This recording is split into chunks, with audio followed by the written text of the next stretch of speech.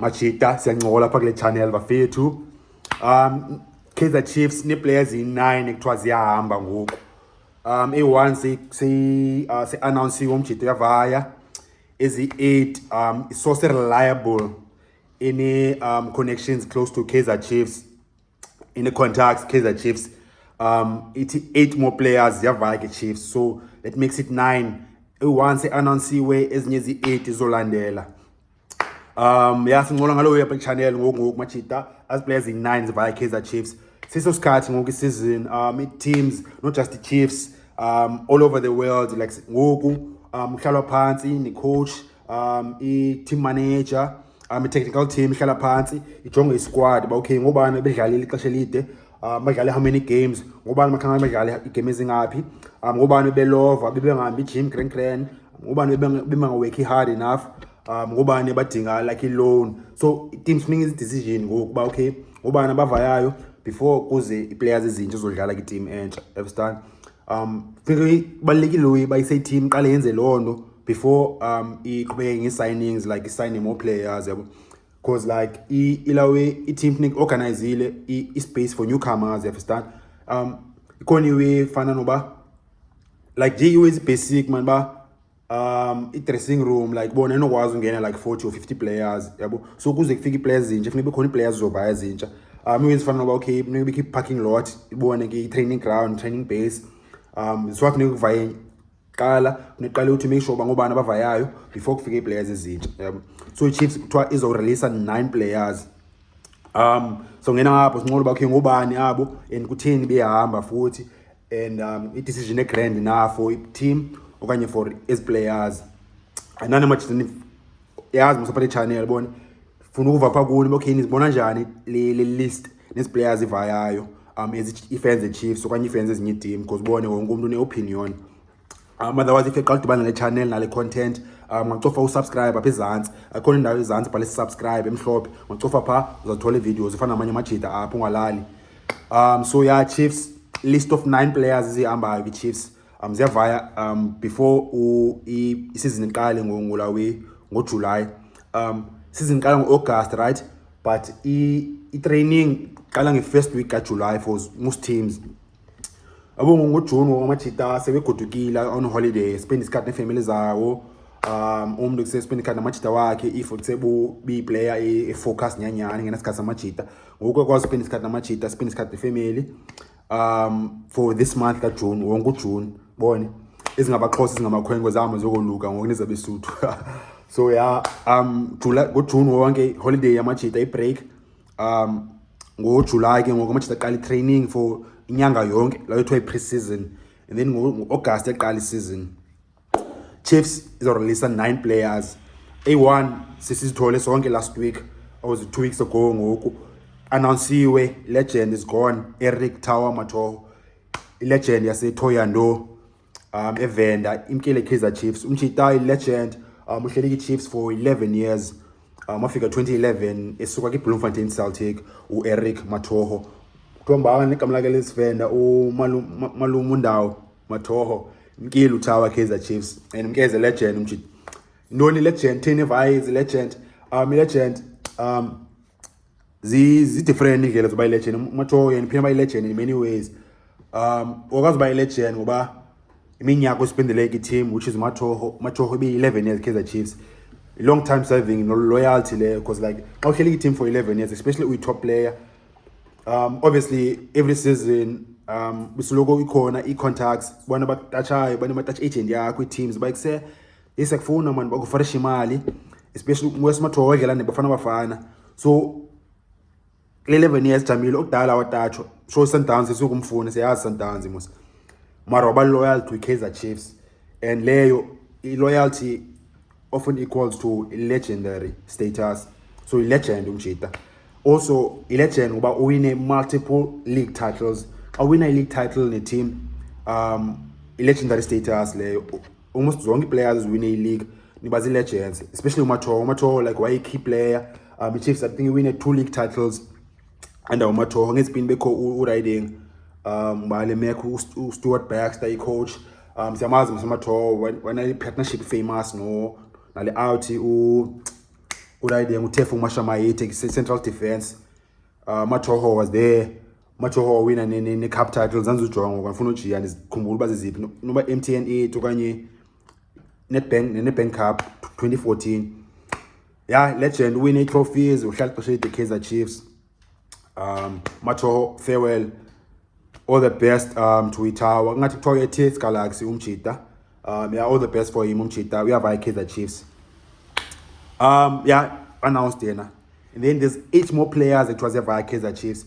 Isn't players up like Zio2 so say hey Chiefs ya via la machita. Isn't players bisi expected lo way. Isn't players ziyanida ba okay match athole loan. Masiqale ngala machita 12 via on loan. Before siye la machita 2 sa bayama Kaizer Chiefs. Urayide happy Mashiani boza yami nqanywe ke la player kanje. Umjida nazo bakana lakhe kwanye iskiphani. Muthozo via on loan. Happy unangapi ngohappy I think like around 26 but like usena sisikhathi umjita akafiki nakipick yakhe umjita is under 27 got akafiki nakipick yakhe umjita so yeah loan maybe ngambhela umjita ya Mashiyani uyahamba uya on loan enye player via on loan uSabelo Khatebe central midfielder Tongo Bibo namjita via on loan 23-year-old yale central midfield so bona akho easy for ba ubreak in the top team ifana Kaizer Chiefs as a central midfielder in a 23 in experience especially umjita Khatebe like these are players fana no I think menjita living ngale channel since ukuthetha ngale week amjita ngajonga ngapha kule timeline yale channel Khatebe central midfielder ni cha umjita compare ifana no khona players the Chiefs azidlala similar to umjita ifana no David Matebula in the past Gerald Sibeko in the past. It's like a central midfielder, but now la super quality. He going to stand out because if you especially if it's central midfielder like zonke central midfield okay, it's nice technique. Zakwazi ureceive ibhola, zakwazi upasa ibhola. But maybe kon la super quality, he going to stand out.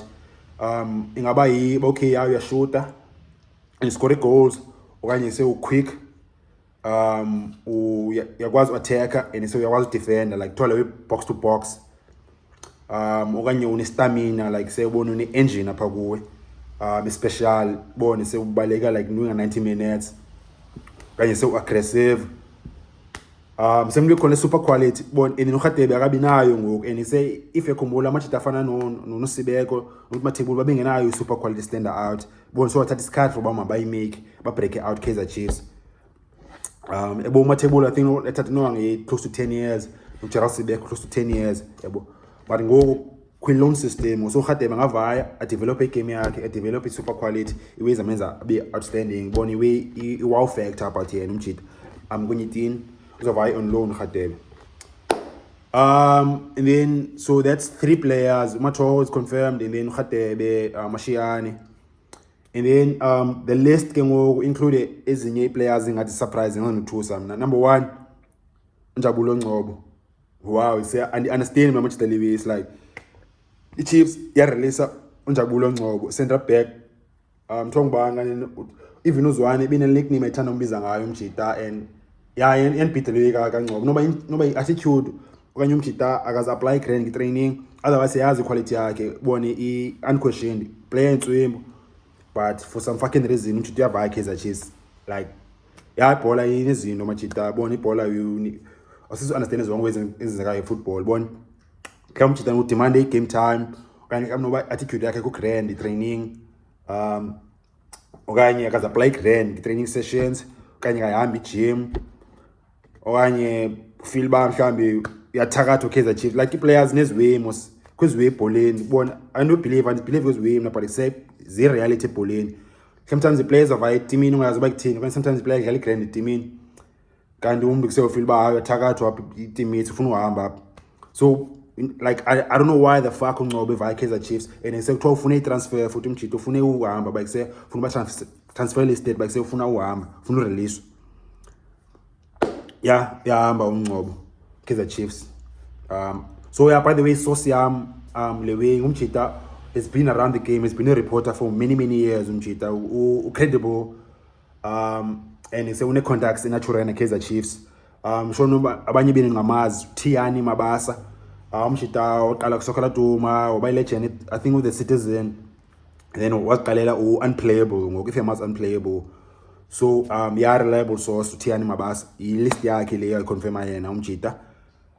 Yeah, so the list Mathoho, Khatebe, Mashiane, Mungcobo. And then number 5, another central defender. Nayo are you surprised actually? Besibone isizwe lezi new areas bona zisiza nje like ibonise good. Bona ngathi train.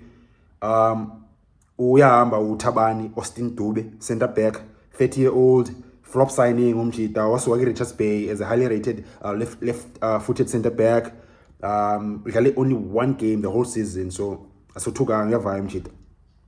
Uzohamba uziprove kanye ngiqale career yakhe over at another team. Ngathi linked to Richards Bay umjita ubuyela ke Richards Bay team yakhe. So uyeva Dube. Number 6 on the list, another surprise, like what the fuck is Kipani machita. Bruce Bavuma uyahamba Kaizer Chiefs. Yeah, ndiyazi machita like ngicinga ndo ngalewe machita Kipani Kaizer Chiefs like kwenzeka ntoni pha andiyazi bafethu. Kind of Kaizer Chiefs izoza nenye top level goalkeeper because abanye abantu batsho ba Kaizer Chiefs yaleke goalkeeping department. Maybe nayo Bruce say umchita ufuna i-game time ufuna udlala regularly ayifuni lo ibe number 3 because number 3 ngoku behind uPeterson no Ithumelenkuni. So nayo nobu demande ilanduzo uvayo umchita. Yeah, Bruce Bavuma uyavaya. Number 7, another big surprise, like again WTF, what the fuck. Yeah, uKaleb Bimenyimana. Okay, mna zonixelela machita ba okay ndine khona wena suspectayo pha. But ibone apha kule channel stand uthetha ngewing ingowe fact kanye ngeke proven okanye engeke backed up by I source reliable. I think athazwana kamthanda uBimenyimana. I play badly yabona. Umchita I think ayokho wow, but at the same time kanga flop that much okay ejonga yava Kaizer Chiefs. But ya uyava uKaleb Bimenyimana machita, and I think ekuse umchita uzwane akanqanywa uBimenyimana. Why ngamnqanywa I think uBimenyimana zenzeke izwe by the way like ngicifana uzwana unprofessional okanye ukuthini zenzeke izwe like ibhola bayibhola at the same time abantu ba human bone. Uyakwazi uyibakuse ungemthanda okanye umthandi izenzeke izwe ibholeni unfortunately yenzeka nasemsebenzini lo way. So I'm sure noba nani yazi relate ba okay mhlawumbe ngabantswembu but they say manager ayikuthandi nje ayikufeel nje apha egazini zenzeke ezo zinto. Uzwane I think akamfeel uBimenyimana machita and so uyahamba uKaleb, and uKaleb correct a big character leya embona na personality yakhe like larger than life umchita, and bona he wears his heart on his sleeve umchita embona nje indlela behavior ngayo ithetha ngayo expressive umchita emotions zakhe, and xa unjalo abantu either they love you or they hate you. So yeah, Bimenyimana is moving on. And if niyakhumbula futhi umchita before assigning Chiefs waqala waza ki-trial. I think it was around about July, August last year. Trial, and then Chiefs said I'm phone. I think uzwane futhi wathi akafuna usign the player. Wahamba uBimenyimana wagoduka buyile eBurundi wayena Canada umchita. And then the Chiefs yathola le flop ngibanga khona i-strikers Chiefs afumana injury. I think it was Dupree, but Chiefs yaba ne-crisis ye-striker. And then kufuneka ithini biza back uBimenyimana twayiza boti baleka nale ticket subukishe ticket mfethu. Iflight yakho isikhathi sozo akala Kaizer Chiefs uzosigna as a Kaizer Chiefs player. Wabuya Bimenyimana wasigna iChiefs ngoSeptember. Sakhumbula ngoSeptember wasayinayo umjito wasign as a late signing. Ekubeni bekuthiwa hayi akafuna. So ngoku nangavaya so yala relationship between yena noZwane umjita. Suspecta yona but it's unproven. Bon, just my opinion okanye my suspicion. So yeah, that's what number 7. Yeah, and lose the track of ilawe list yami. I think that's number 7. Players vayayo. Mathoho, Mashiane, Khatebe, Dube, Bavuma, Kaleb, and then there's 2 more on the list. Le 2 naye besibone isiza bafiti sibone isaza fairly like bone uyavaya Patu Chetso Nange, central midfielder. Naye semchita I think udlale under 10 games iChiefs. if idlala more than 10, I think most players will be substitute. Now I surprised we have Mchita can make Kaizer Chiefs. Nange via Kaizer Chiefs mthwa Kevin Hunt again Super Sport United mthwa no Steve Barker imfuna again Stellenbosch FC umshita yavayo nange khomluthukileyo. The last on the list again over yayo udayiding nayo no surprise Cole Alexander, a legend Cape Town football. PSL also because you call Dalo Hamba machita, a legend in PSL. Can I make Kaizer Chiefs but it's a legendary PSL umshita. I think more than 10 seasons. So I give Vasco da Gama, Ajax Cape Town, Vets, Super Sports, Polokwane City, Talivaila and Xeyang, I think no Kangela J just his last contract career. Otherwise, Cole, and Kaizer Chiefs. That's the list Kaizer Chiefs ever so far. Ngaba even more players is over. By the way, 12 billiard situation like 50-50. Season negotiate. But in my opinion yamna Pilat supposed by Kaizer Chiefs, like what the fuck?